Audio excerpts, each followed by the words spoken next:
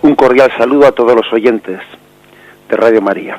Un día más, con la gracia del Señor, proseguimos el comentario del Catecismo de nuestra Madre la Iglesia. Estamos explicando las diversas formas de la vida consagrada y en concreto hoy vamos a explicar los puntos 928 al 930, los institutos seculares y las sociedades de vida apostólica.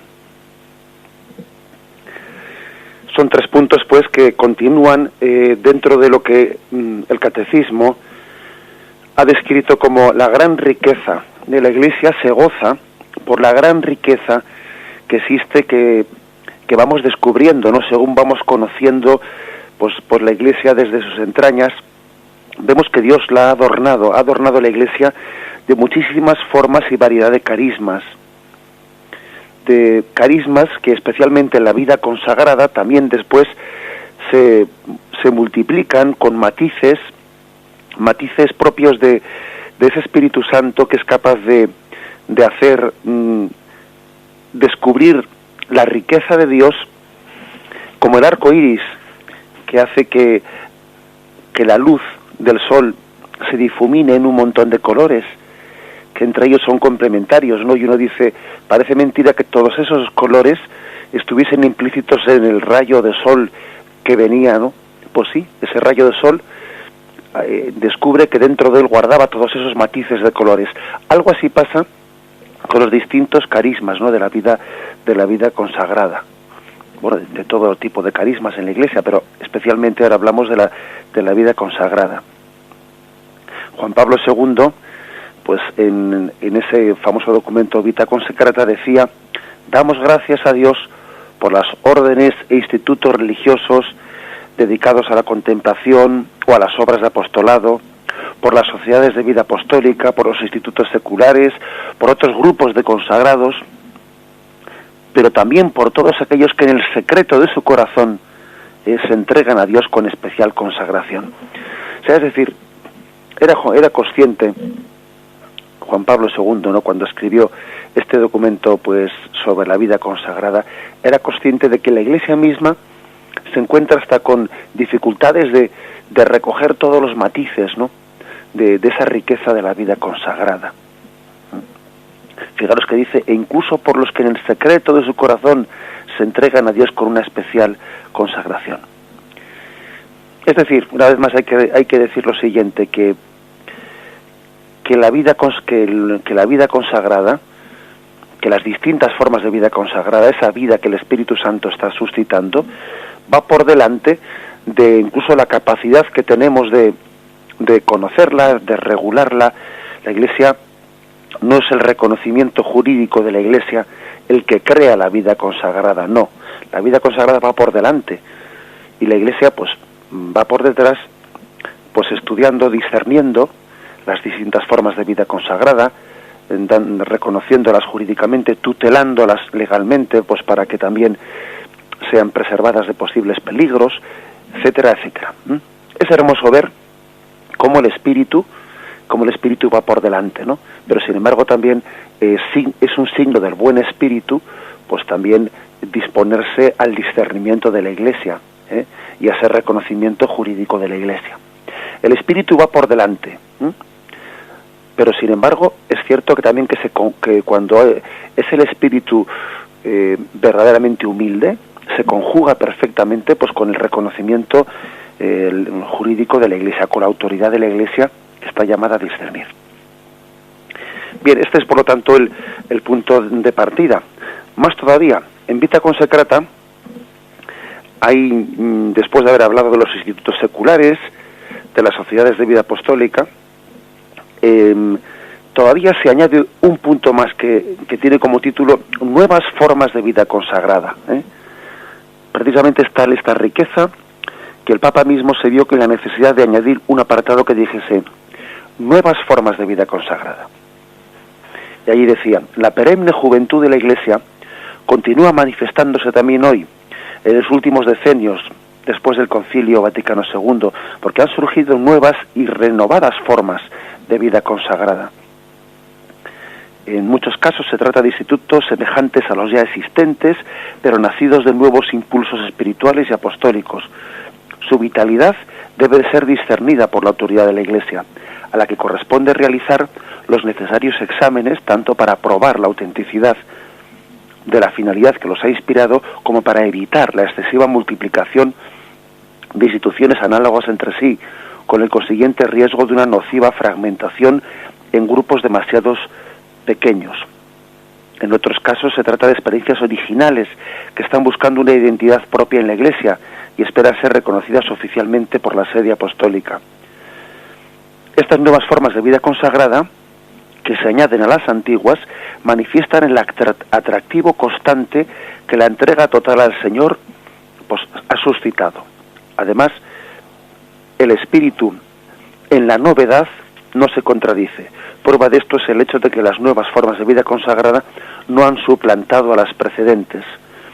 En tal multiforme variedad se ha podido conservar la unidad de fondo gracias a la misma llamada a seguir en la búsqueda de la caridad perfecta Jesús, virgen, pobre y obediente. Esta llamada, tal y como se encuentra en todas las formas ya existentes, se pide del mismo modo en aquellas que se promueven como nuevas. Es decir, ves que el Papa habla de que la misma Iglesia se ve a veces sorprendida por la multitud de carismas que van surgiendo.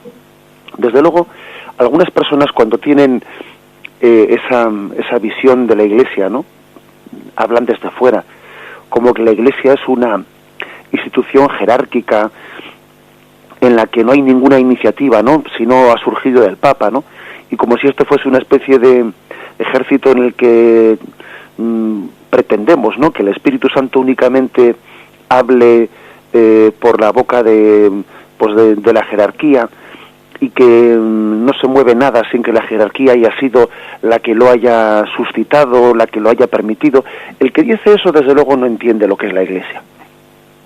Porque la Iglesia está surgiendo continuamente, están surgiendo montones de realidades, de personas que se sienten inspiradas por el Espíritu Santo, pues para formar nuevos carismas, nuevas formas de presencia. Y son inspiraciones que el Espíritu Santo está dando directamente a esas personas. O sea, no es la jerarquía de la Iglesia la que está programando las cosas, sino que el Espíritu Santo aquí y allá está haciendo surgir pues nuevos carismas, ¿no? A la Iglesia se le da pues el quehacer de discernir, de tutelar, de ver si es conforme al buen espíritu, etcétera, pero digamos que es claro que quien se piensa que en la Iglesia todas las iniciativas vienen programadas por la jerarquía es que no entiende nada, es que no conoce de dentro la Iglesia. También existen peligros, como estos párrafos que hemos leído dicen, ¿no? Pues peligros de excesiva fragmentación, porque también esto hay que decir que también ese peligro puede existir, una excesiva fragmentación. Y también por eso pues un quehacer de la Iglesia a la hora de discernir pues igual será llamar la atención sobre esa excesiva fragmentación, poner en conocimiento de algunas personas que han tenido un carisma de que existe junto a ellas otras pues con un carisma prácticamente idéntico y sugerirles si no sería más prudente pues una fusión entre, pues imaginémonos, ¿no?, pues dos institutos que tienen un carisma prácticamente idéntico, etcétera. El peligro de la excesiva fragmentación también existe y el Papa aquí, como habéis visto, pues lo recoge, lo recoge. Pero creo que es también propio, ¿no?, de la vida de la Iglesia ver cómo florecen muchos dones del Espíritu Santo hasta el punto de que a veces nos dejan perplejos, ¿no? Es un gran jardín en el que estamos, el jardín del Espíritu Santo, y los carismas son muchas flores de ese jardín, con una inmensidad de colores por los cuales alabamos a Dios. Bien, hecha esta introducción, vamos a hacer un mínimo momento de reflexión y nos adentramos ya en el carisma propio de estos institutos seculares y sociedades de vida apostólica. Entender cuál es lo específico, ¿no?, de esta forma de vida consagrada, de lo que son los institutos seculares, las sociedades de vida apostólica, pues recoge el catecismo un punto del Código de Derecho Canónico que dice: un instituto secular es un instituto de vida consagrada en el cual los fieles, viviendo en el mundo, aspiran a la perfección de la caridad y se dedican a procurar la santificación del mundo, sobre todo desde dentro de él. O sea, viviendo en el mundo y desde dentro de él. Por medio de una vida perfectamente y enteramente consagrada, los miembros de estos institutos participan en la tarea de evangelización de la Iglesia en el mundo y desde el mundo, donde su presencia obra a la manera de un fermento. Su testimonio de vida cristiana mira a ordenar según Dios las realidades temporales y a penetrar el mundo con la fuerza del Evangelio. Mediante vínculos sagrados asumen los consejos evangélicos y observan entre sí la comunión y la fraternidad propias de su modo de vida secular. Bien, quizás una distinción importante que deberíamos hacer cuando se habla aquí de institutos seculares o un modo de vida secular.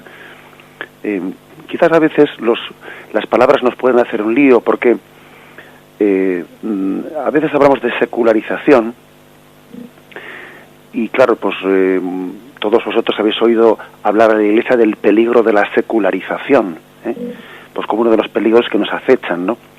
Secularización, pues es una tentación pues que existe en todos nosotros, en el mundo actual, incluso dentro de la propia Iglesia.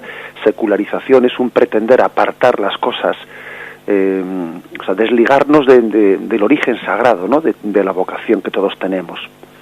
Secularización es pues coger las formas del mundo olvidándonos de lo específico, ¿no? de Jesucristo. Secularización, incluso se le llama a un sacerdote, se ha secularizado, es decir, ha sido se ha apartado de los compromisos que adquirió y ha solicitado a la Iglesia pues el poder estar dispensado de los compromisos que había adquirido en el sacerdocio, etcétera, etcétera. La palabra secularización tiene ese componente, pero hay que distinguir esa palabra de la vida secular. Cuando hablamos de secularidad, hablamos en un sentido positivo de la palabra. Secularización tiene un sentido negativo. Sin embargo, la palabra secularidad tiene un sentido positivo, que quiere decir sencillamente, pues se trata de vivir el mundo, o sea, las situaciones, todo aquello que ha sido creado por Dios, século, viene del mundo, del siglo. Este mundo también debe de ser consagrado a Dios, ha sido creado por Dios, y el mundo, como criatura suya, está llamado a glorificar a Dios. Una cosa es el mundo en el sentido negativo, lo mundano, la mundanización, y otra cosa es el mundo como algo positivo que estamos llamados a cristianizar. Por lo tanto, el hecho de que exista institutos seculares o una vida secular, etcétera, pues no hace sino incidir que estamos llamados a vivir en este mundo ordenándolo a gloria de Dios. Distingamos que eso de la palabra secularización, que ya tiene un sentido negativo, que es como una especie de querer apartar al mundo de su sentido religioso. Una cosa es vivir en el mundo y otra cosa es mundanizarnos. Esa sería la diferenciación. Tenemos que vivir en el mundo sin mundanizarnos. Bien, hecha esa distinción, pues nosotros hablamos de que una de las diferencias entre lo que es propiamente la vida religiosa, la vida de los religiosos, ¿no? De estas formas distintas de vida consagrada de las sociedades de vida apostólica o institutos seculares, la diferencia que tienen es que los religiosos se apartan del mundo, en cierto sentido por lo menos. La vida religiosa se aparta del mundo y se dirige a una forma de vida comunitaria que incluso nosotros ya le llamamos pues el convento. Pues los religiosos viven en un convento o viven en una casa religiosa en la que también de alguna forma deciden apartarse del mundo para servir a ese mundo. No es que desconecten con el mundo, porque ciertamente no desconectan, ni siquiera los religiosos de vida contemplativa, que están inmersos como una comunidad orante en medio del mundo. no digamos los religiosos de vida activa que se dedican a la enseñanza, etcétera, pero sí que es cierto que en la vida religiosa hay un componente de apartamiento del mundo. Apartamiento del mundo que, sin embargo, no se da en estos institutos seculares o sociedades de vida apostólica. Están insertas en el mundo, viven en medio del mundo. El mismo hábito religioso también es un signo, es un signo el hecho de que los religiosos llevan un hábito que les distingue como, en cierto sentido, separados del mundo, mientras que en los institutos seculares, sociedades de vida apostólica, en sus constituciones, pues no suelen tener ese hábito. Desconozco si en algunos quizás sí que puedan tenerlo, porque ahí está la variedad, que posiblemente hay alguno que sí pueda tenerlo, pero es propio lo más generalizado es que los institutos de vida secular no tengan ese hábito que en cierto sentido les distingue del mundo, precisamente para estar más insertos y para evangelizar el mundo, digamos, desde dentro, siendo como un fermento. Lo propio de esta forma de vida consagrada es profesar los consejos evangélicos, profesarlos a veces con la palabra voto, a veces con otro tipo de palabra, con la palabra compromisos o promesas, porque puede haber, y hay de hecho, ¿no?, distintas formas de dentro de estos institutos o sociedades de vida apostólica. Pero se profesan esos consejos evangélicos viviendo insertos en el mundo, como fermento, como escondidos dentro del mundo, para ser fermento dentro de él. Es hermosa la palabra fermento. Fijaros cómo el fermento permanece casi invisible y sin embargo lo transforma todo. Este es el ideal de ese tipo de vida consagrada. Insertos en el mundo, en una profesión concreta. Uno puede estar trabajando pues desde en una obra que sea estrictamente pues apostólica, pero también incluso puede estar trabajando pues en una labor que puede pasar bastante desapercibida, pero está fermentando desde los valores cristianos con los que vive y realiza esa profesión. Esa persona se ha consagrado con los 3 votos o los tres consejos de seguimiento a Jesucristo, y está fermentando la realidad que le rodea. Me recuerda esta forma de vida, de ser fermento en medio de la sociedad.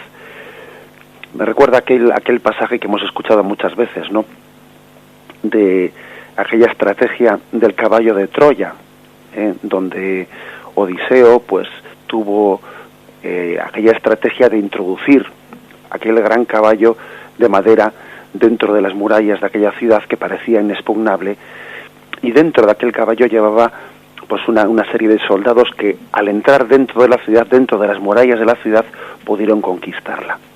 Ahora es un ejemplo, ¿no? Es un ejemplo que se me ocurre, pero que sí que quiere significar que precisamente se trata de vivir en el mundo, insertos en el mundo, para ser fermento desde él, y transformarlo desde dentro. Está claro que los religiosos, pues por su forma de vida, pues no pueden hacerse presentes, porque tienen también, ¿no?, una necesidad de apartarse del mundo, pues en muchos aspectos de la vida cotidiana, en muchos trabajos, en muchos lugares. Sin embargo, los institutos seculares y ese tipo de vocaciones están llamados a hacerse presente en esos lugares. Transformar desde dentro, siendo fermento. En el fondo seguimos ese misterio del Verbo hecho carne. ¿Acaso no hizo algo parecido en el designio de la Santísima Trinidad, lo que fue la encarnación, en la que en Jesucristo se introdujo en nosotros el Verbo hecho carne? ¿Acaso pues alguien que quiere llevar este modo de vida secular, llevando a él pues esos consejos evangélicos, no está imitando el modelo de la encarnación, en el que el Verbo se encarna tomando carne humana, y la plenitud de la divinidad no vino a nosotros hecha carne humana? Perfectamente podríamos decir, semejante a nosotros en todo, pero interiormente distinta y con la capacidad de fermentar el mundo. Jesucristo precisamente nos dio, en este modelo de la encarnación, dio el mejor ejemplo de lo que es este tipo de vocaciones de vida consagrada en el siglo, vida consagrada con esta forma secular. Jesús, al hacerse carne, él mostró la divinidad oculta en la humanidad, en la carne humana, y fermentó la carne humana, fermentó la naturaleza humana, la transformó viniendo al mundo y desde dentro nos transformó. Y aquí también cuál es el origen, el hecho teológico, ¿no?, de esta forma de vida secular, ¿no?, de consagración secular, que tenemos que distinguir muy mucho, porque algunos igual podrían ver, algunas personas, pues miembros de institutos seculares, y podrían pensar, pero ¿cómo están estas personas viviendo así, viviendo en un piso, podría parecerles que esa forma de vida pues es una especie de forma de vida religiosa devaluada, ¿no?, o un poco mundanizada, o un poco secularizada. No es cierto. Distingamos eso. Esta vocación de vida consagrada en el mundo, en el siglo, no es una vida religiosa, digamos, un tanto mundanizada o escapada del convento, o que haya perdido pues esa especie de sentido religioso de vida comunitaria estricta. No, es que es distinta esta vocación. No confundamos eso con una vida religiosa que se ha secularizado. No, es que es distinta esta vocación. Precisamente lo propio de estos consagrados, pues que están inmersos en el mundo, viviendo pues en este piso, metidos en este trabajo, como una enfermera en un hospital, como una persona en un medio de comunicación, etcétera, están precisamente con la vocación de ser fermento desde esa consagración personal que tienen allí donde pues Dios les planta, en lugares de primera línea de evangelización, precisamente haciendo vida pues ese modelo de encarnación que fue el del Verbo hecho carne. Vamos a meditar esto brevemente y continuamos.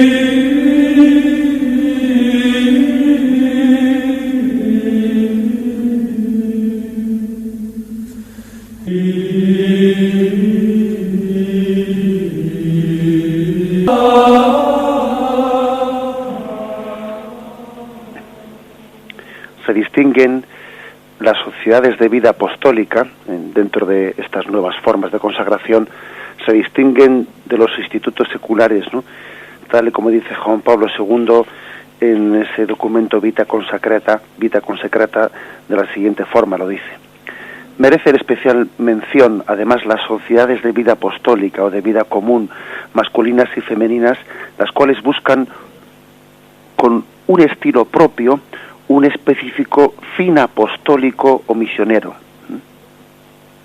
que habla pues de una vida en común, pero que tiene un específico fin apostólico misionero. En muchas de ellas, con vínculos sagrados reconocidos oficialmente por la Iglesia, se asumen expresamente los consejos evangélicos. Sin embargo, incluso en este caso, la peculiaridad de su consagración las distingue de los institutos religiosos y de los institutos seculares. Se deben salvaguardar y promover la peculiaridad de esta forma de vida que en el curso de los últimos siglos ha producido tantos frutos de santidad y apostolado, especialmente en el campo de la caridad y en la difusión misionera del Evangelio. Son un tipo de sociedades que tienen un especial aspecto incisivo apostólico o misionero.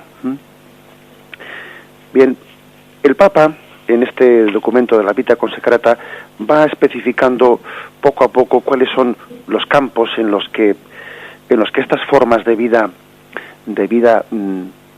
seglar consagrada, que así se les llama, ¿no?, seglares consagrados, distinguiéndolos de los religiosos, que como tienen, digamos,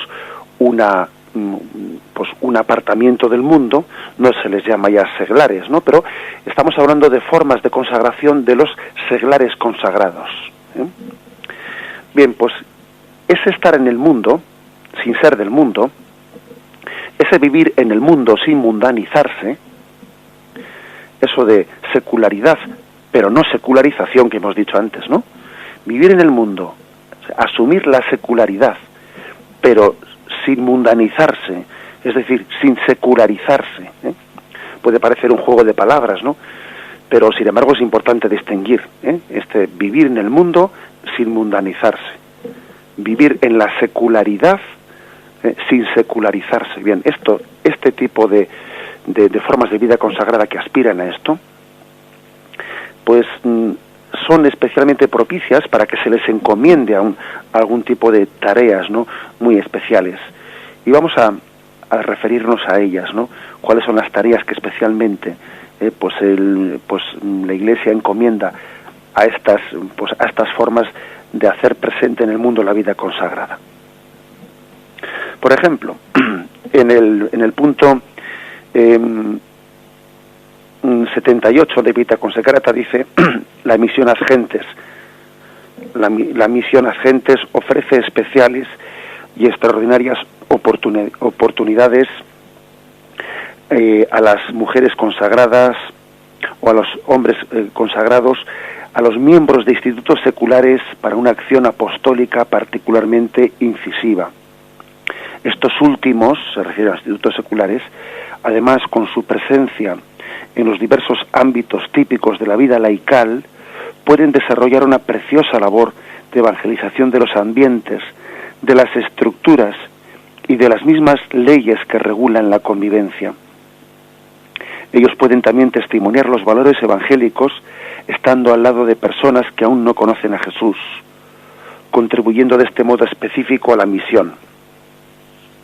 Y se dice: dada la importancia que revisten las universidades y facultades católicas y eclesiásticas en el campo de la educación y evangelización, los institutos que las dirigen han de ser muy conscientes de su responsabilidad, haciendo que en ellas a la vez se dialogue activamente con la cultura actual, se conserve la índole católica que les es peculiar, en plena fidelidad al magisterio de la Iglesia.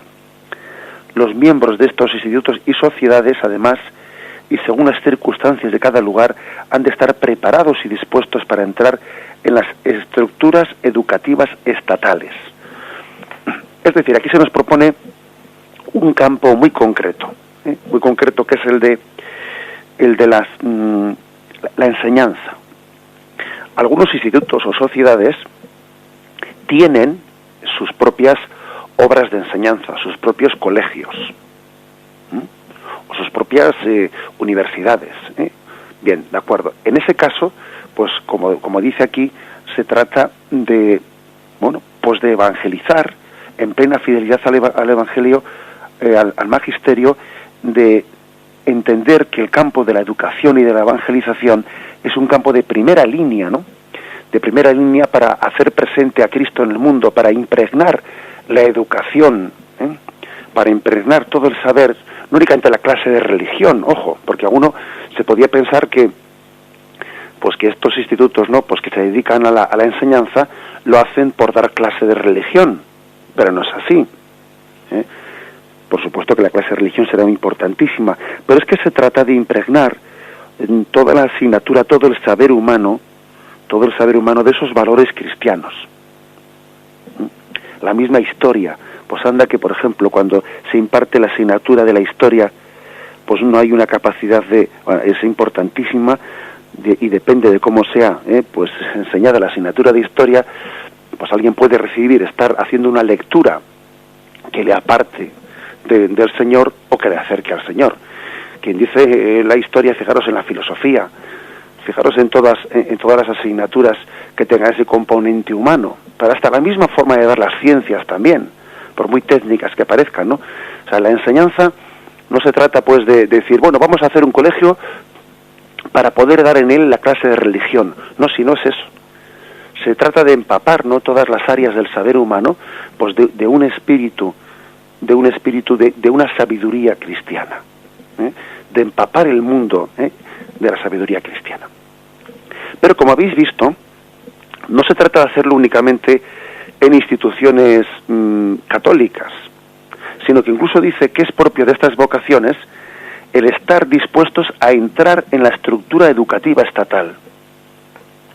Pues un consagrado, ¿no?, un seglar consagrado puede estar perfectamente llamado por el Señor, pues a ganar una posición, a entrar, ¿no?, en una plaza de la enseñanza pública, y desde allí dentro, cristianizar esa enseñanza.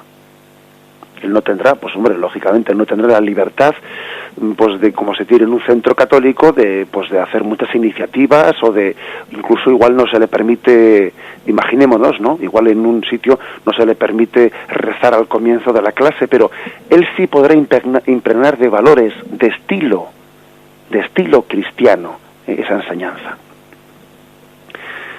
A veces hay que decir que los hijos de las tinieblas son más astutos, como dice Jesús.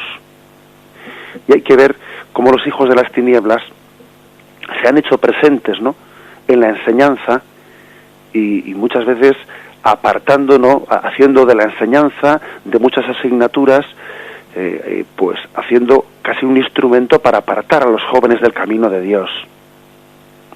Y como el mismo marxismo y otras formas de ideología, ¿no?, incluso se organizaron, ¿no?, para copar puestos, en la enseñanza, en la dirección de la enseñanza, ¿no?, y de esta forma, pues adentrándose en el mundo de la cultura, apartar, ¿no?, a nuestra sociedad de sus raíces cristianas. Eso ha ocurrido.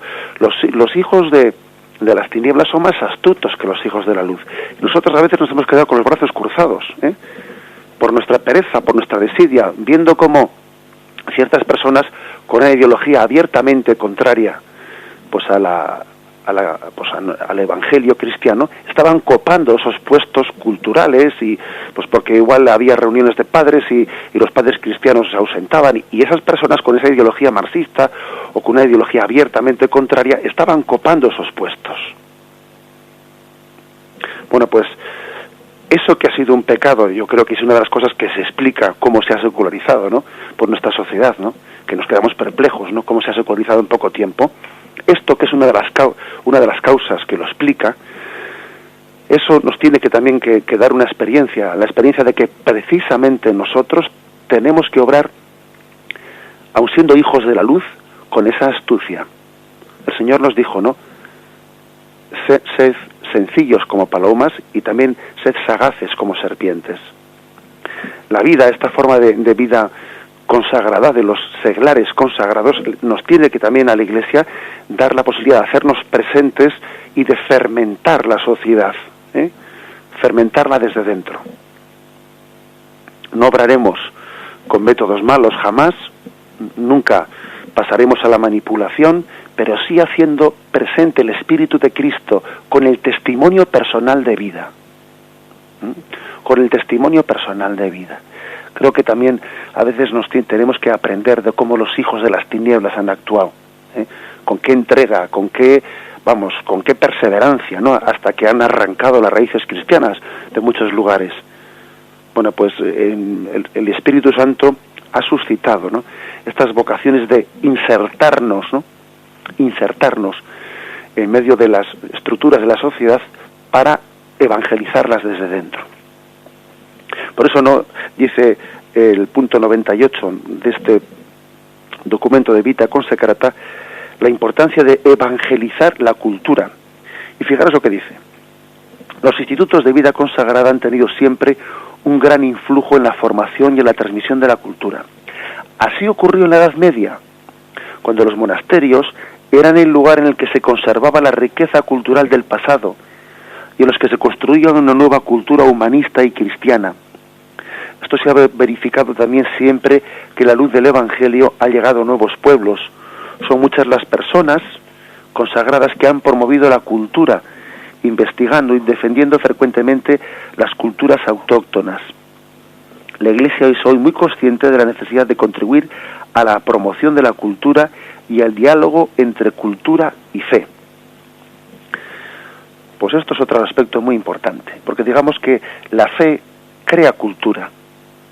La fe no es únicamente pues algo interior, interior a nosotros, porque parece que este mundo secularista, ¿no? Este mundo contrario a los caminos del Señor, pues a un cristiano, entre comillas, ¿no?, le perdona la vida, le consiente ser cristiano, si vive su fe en una dimensión meramente interiorista.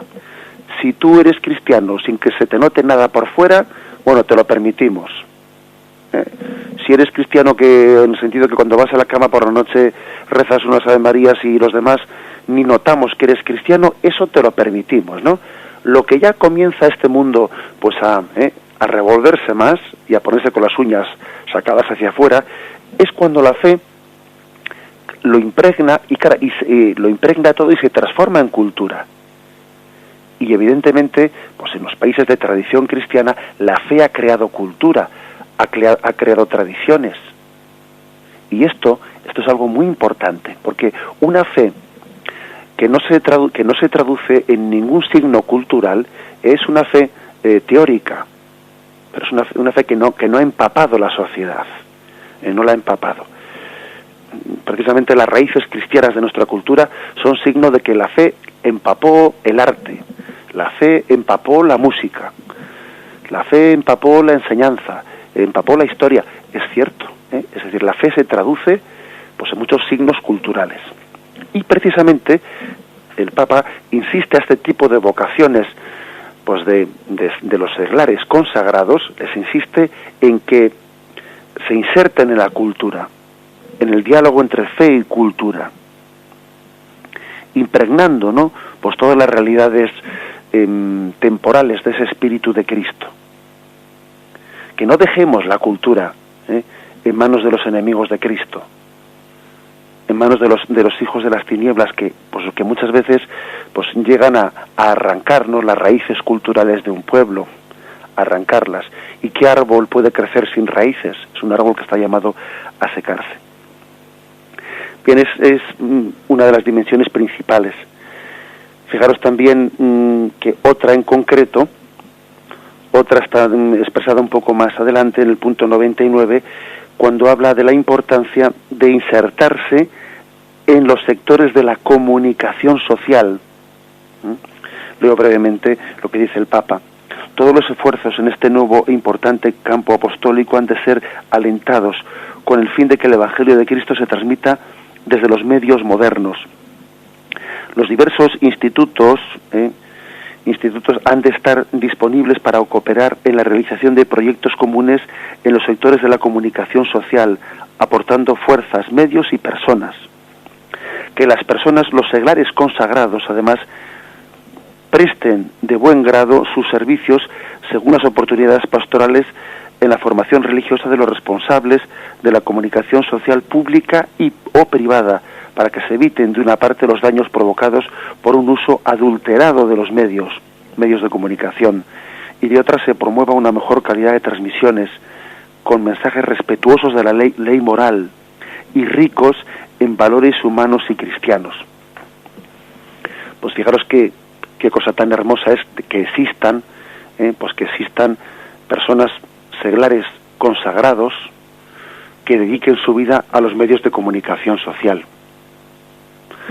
A que el medio de comunicación social pues no esté al servicio de una ideología política, no esté al servicio de un determinado proyecto, ¿no?, que en el fondo incluso está construyendo en contra de los valores del Evangelio, sino que esté al servicio de la verdad, que se desarrolle en respeto de la ley moral. Qué importante es, ¿no?, nuestra presencia pues en el mundo de la comunicación social.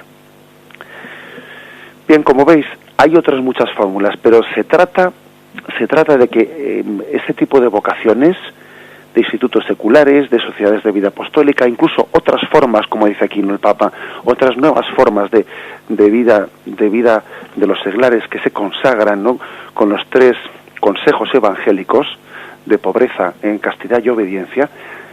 Se trata de ser fermento en medio del mundo y transformarlo.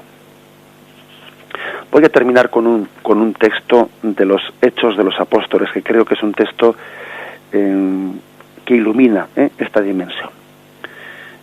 Lo pronuncia San Pablo cuando había estado en el Areópago de Atenas, en Hechos 17, versículo 26, dice él: atenienses, veo que sois respetuosos de la divinidad, pues al pasar y contemplar vuestros monumentos sagrados he encontrado también un altar en el que estaba grabada esta inscripción: al Dios desconocido.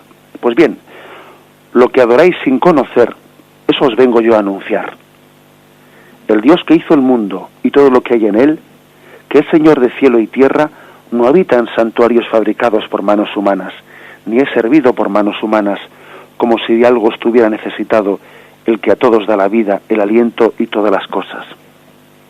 Él creó de un solo principio todo el linaje humano, para que habitase sobre la faz de la tierra, fijando los tiempos determinados y los límites del lugar donde había de habitar, con el fin de que buscasen la divinidad para ver si a tientas la buscaban y la hallaban, por más que no se encontraba lejos de cada uno de nosotros. Pues en él vivimos, nos movemos y existimos, como han dicho algunos de vosotros, porque somos también de su linaje. Es decir, fijaros esta predicación de San Pablo, que la cita Juan Pablo II dentro de este punto de Vita Consecrata, esta predicación en la que precisamente en medio de un mundo que no conoce la Biblia, no conoce el cristianismo, no conoce la revelación, que es el mundo griego, y le hace ver los ojos, ¿no? Le habla desde su cultura, desde la cultura ateniense, desde la cultura griega, para decir: ese mundo, ese Dios desconocido, ese altar que tenéis ahí al Dios desconocido, os permite desde vuestra cultura misma conocer al Dios que se revela en Jesucristo. En él vivimos, nos movemos y existimos. Es decir, lo propio, ¿no?, de estas vidas o de estas vocaciones, ¿no?, de vida consagrada en el mundo, en medio del mundo, insertos en el mundo, es hacer descubrir, ¿no?, a este mundo alejado de Dios, hacerle descubrir la presencia oculta de Dios en medio del mundo. Ser fermento en el mundo para revelar, para descubrir esa presencia oculta de Dios. En él vivimos, nos movemos y existimos. Y el Espíritu Santo suscita estas vocaciones para que, insertos en el mundo, seamos fermento para abrir los ojos y descubrir a Cristo presente en todas las realidades temporales. Bien, dejamos aquí esta explicación. Continuaremos, Dios mediante, mañana a partir del punto 931. Damos paso ahora a la llamada de los oyentes. Podéis formular vuestras preguntas o vuestras sugerencias en el teléfono 917 107 700. 917 107 700. Sí, buenos días. ¿Con quién hablamos? Buenos días, Padre Ignacio. Buenos días. Quería yo, en primer lugar, darle la enhorabuena por el bien que está haciendo, y en segundo lugar, como ayer se celebró la festividad de San José, pues quería decirle que me parece a mí que estaba un poco oculto San José, que como fue tan humilde en la tierra, sigue siendo ahora en el cielo. Y a mi parecer, tiene algunas prerrogativas que no decimos. Por ejemplo, de que San José está en el cielo con su cuerpo también, porque no me cabe en la cabeza que esté separado de la Virgen y de Jesucristo cuando estuvo en la tierra junto con ellos. Y también de que el diablo no tuvo nunca posesión de él, o sea que aunque no se dice lo mismo que de la Virgen, que fue inmaculada, a mi parecer no tuvo pecado ninguno. No sé si la Iglesia no dice nada, pero me parece a mí que San José tuvo que ser, porque dice el varón justo, dice la Sagrada Escritura, y me parece a mí que debiéramos de decir algo sobre San José, A ver qué le parece a usted. Bien, alguna cosita le voy a responder por la radio. Bueno, ciertamente la figura de San José pues es una figura que deberíamos de profundizar muchísimo más en ella. Lo que la teología más o menos pues ha llegado un poco a reflexionar sobre él, aunque no sea un tema pues que esté definido, ¿no?, desde el punto de vista del magisterio, es que él estaba preservado en gracia, lo cual no es lo mismo exactamente que ser inmaculado, porque la Inmaculada Concepción es pues haber sido incluso privado del pecado original. No se dice tal cosa de San José, que no tuviese pecado original, pero sí se dice que fuese preservado en gracia, es decir, que fue varón justo, como usted mismo dice, ¿no? Pues él, pensamos, ¿no?, y como digo, no es un tema que esté definido por el magisterio, que San José fue preservado en gracia, es decir, en gracia de cometer pecados personales, que aunque él pudiese tener el pecado original, fue preservado en gracia por ser varón justo y totalmente fiel al Señor. Sin embargo, no es correcto hablar de ser asunto al cielo, en cuerpo y alma. Eso no pertenece a la tradición de la Iglesia. Solamente la Virgen es asunta al cielo, en cuerpo y alma. Sin embargo, eso no quita que San José, que aunque pues esté en alma y todavía no en cuerpo, eso no quita que él en el cielo pueda gozar de esa compañía de María.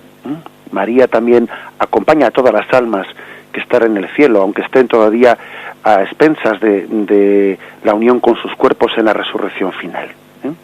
Pero ciertamente vamos a intentar también a lo largo de esta explicación del catecismo, pues profundizar más en esta figura que será de gran riqueza para nosotros, la figura de San José. Adelante, damos paso al siguiente oyente. Sí, Padre Ignacio, sí. Buenos días. Buenos días. Mire, en primer lugar, quiero darle las gracias por el esfuerzo que hace todos los días por enseñarnos nuestra religión. Yo se lo agradezco mucho y la forma que lo hago extensiva es a los que están a mi alrededor, pues hacerle publicidad para que lo escuchen. Y luego quería decirle que he escuchado también la reflexión de hoy y no solamente quiero apostillar que antiguamente, como usted dice, hacían proselitismo las otras religiones, ¿no?, por apartarnos del cristianismo, sino que hoy actualmente también. Y le puedo decir, si puedo dar nombre, ¿no?, que hay una universidad ahora aquí en Madrid que... ¿Puedo dar nombre? Bueno, me parece que todos sabemos ya a la cual se está refiriendo. Bueno, pues si lo sabemos, como usted no lo ha comentado, yo quiero comentarlo públicamente porque tengo un familiar que va ahí y haciendo conversaciones con esta persona, veo a través de lo que ella dice y lo que le cuentan en las clases, que les enseñan el relativismo, el hedonismo, sí, o sea que no directamente, pero indirectamente desde luego les están apartando, y parece mentira cómo a personas mayores que no tienen una formación sólida, pues las van conformando a su forma de ser, O sea que hoy también se está haciendo eso, es lo que quería decirle, nada más. Pues usted fíjese qué importante sería en esa universidad en concreto, pues que hubiese cristianos, permítaseme la palabra, que se infiltrasen, ¿no?, en el buen sentido de la palabra, que se infiltrasen y desde ahí dentro, ¿no?, transformasen esa, que es una universidad pública que que todo eso se está realizando con el dinero de todos nosotros. Quiere decir que esa universidad es pública y además con nuestro dinero se está descristianizando, ¿no?, manipulando la cultura, descristianizando a esos alumnos, ¿no? Qué importante es, precisamente, los capellanes, los sacerdotes no han sido aceptados, ¿no?, en esa universidad. Bueno, pues qué importante es que los seglares consagrados desde dentro, incluso aunque nadie sepa de su condición, pues porque si posiblemente se presentan como profesores, se presentan en las oposiciones diciendo que son seglares consagrados, seguro que les van a rechazar, ¿no? Seguro que ya es motivo suficiente para que no ganen la oposición, pero incluso ocultando su condición de cristianos consagrados, qué importante sería que se adentrasen, ¿no?, en esa universidad y puedan llegar a cristianizarla desde dentro. Adelante, damos paso a una última llamada. Buenos días. Buenos días, sí. Soy Blanca, llamo desde Burgos. Buenos días. Blanca. Mire, siempre me he preguntado, estos colegios de religiosos y religiosas, con tanto prestigio y que por supuesto yo también estoy de acuerdo con ellos y todo esto, pero nacieron, su fundador o su fundadora era con carácter sencillo y se abrieron precisamente en la mayoría de ellos pues para gente humilde, para gente de la calle, para proteger a las chicas, chicos que estaban, y entonces hoy tienen tanto prestigio y ciertamente cuesta entrar en ellos porque son para personas adineradas. Entonces me ha llamado mucho la atención y no sé por qué ese cambio. Esa es mi pregunta. ¿Por qué se hace ahora así? Bueno, de acuerdo, le intento dar una respuesta, ¿no? Hombre, yo me imagino que también habrá situaciones muy distintas, ¿eh? No creo que todas las situaciones sean iguales, ¿no? Siempre generalizar, pues es un poco complicado. Pero yo también me atrevería a dar una causa, es decir, una causa. Desgraciadamente, pues existe en España y en otros muchos lugares un sistema en el que cuando la enseñanza religiosa quiere ser absolutamente libre y no tener ningún tipo de influencia por parte de un gobierno o de un Estado que le quiere influenciar y le quiere teledirigir, ¿no? Y le quiere de alguna manera influenciar en los contenidos y las formas que transmiten su educación, pues sí, claro, si quiere ser totalmente libre, entonces tiene que no recibir nada de dinero público, es decir, que los padres sean los que costeen totalmente la educación. Entonces los colegios de iniciativa privada que no están concertados con el gobierno, pues claro, pues se resultan muy caros precisamente por esto, ¿eh? Sin embargo, yo creo que somos nosotros los que deberíamos de luchar por hacer entender que por el hecho de que un colegio religioso esté concertado con el gobierno, con el Estado, y reciba parte del coste por parte del dinero público, eso no le debería de quitar en absoluto la libertad al colegio para educar a los alumnos conforme al criterio en el que los padres quieren que sean educados, porque en el fondo no es el Estado nadie, para decir cómo tienen que ser educados unos hijos por el hecho de que yo le haya dado a ese colegio dinero público, porque ese dinero no es del Estado, es de los padres. Por lo tanto, son los padres los que tienen el derecho a decir cómo son educados los hijos y no el Estado. Por desgracia, a veces, pues algunos colegios son muy caros porque la única forma de preservarse, ¿no?, de ese intento de manipulación del Estado de la enseñanza, pues es no recibir dinero público. Pero claro, no recibir dinero público tiene el problema de que encarece mucho la educación. Creo que esta es una de las causas, no digo que sea la única, pero creo que también es una de las causas. Bien, tenemos el tiempo ya completado. Damos gracias al Señor por haber tenido este rato de comentario del catecismo y con su gracia lo seguiremos mañana.